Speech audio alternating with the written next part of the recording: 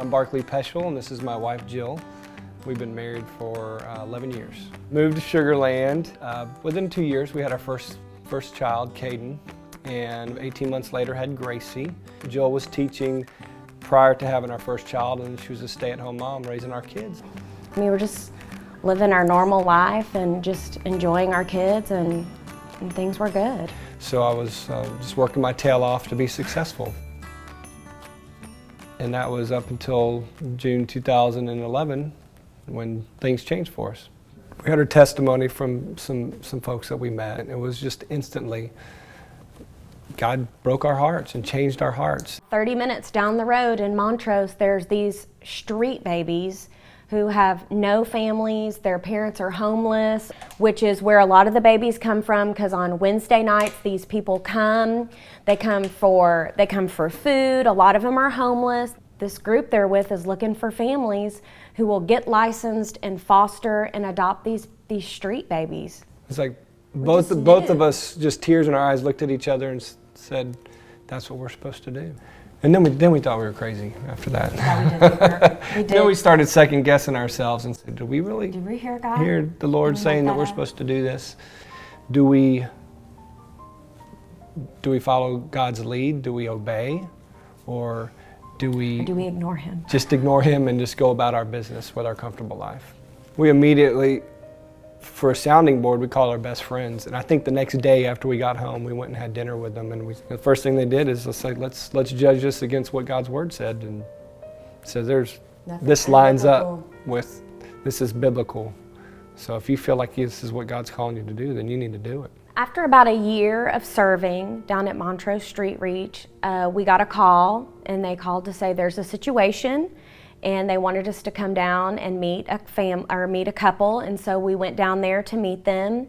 And when we did, it was the girl that I had prayed for a couple of months before. I knew she was having a little girl, and I prayed for her baby girl. All I could think about was that I had already met this baby in the womb and prayed for her. So it was supposed to be a 2-week placement, but for me, I'm like, Lord, is this our baby? Is she supposed to be in our family? We got a call, and they said they've closed her CPS case, and we think you're gonna have to give her back. We just had to go, okay, God, she's yours.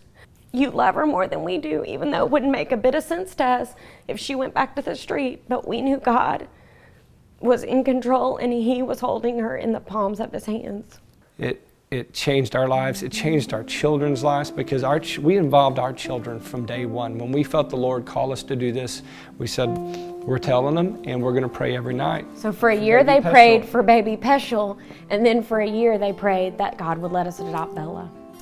I don't know, I just couldn't get my hopes up that high that it would happen before Christmas, let alone happen at all.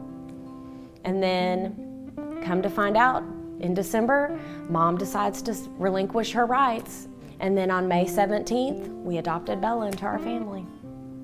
The day that it became final, I don't know, we got in the car and we were all in the car driving to the courthouse. Then we get there and we come up the escalator, and there's just a sea of friends. And family.